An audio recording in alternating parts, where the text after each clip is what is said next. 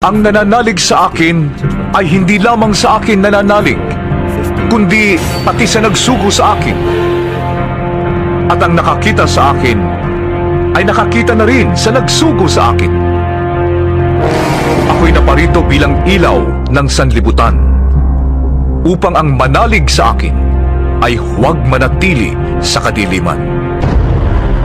Hindi ako ang humahatol sa taong nakikinig ng aking salita, ngunit ayaw namang sumunod dito, sapagkat hindi ako naparito upang hatulan ang sanlibutan, kundi upang iligtas ito. May ibang hahatol sa mga ayaw tumanggap sa akin at sa aking mga salita.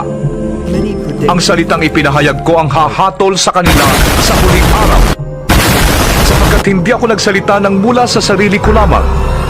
Ang Ama na nagsugo sa akin ang siyang nag-utos kung ano ang aking sasabihin at ipapahayag. At alam kong ang kanyang utos ay nagbibigay ng buhay na walang hanggan. Kaya't ang ipinasasabi ng Ama ang siya kong ipinapahayag.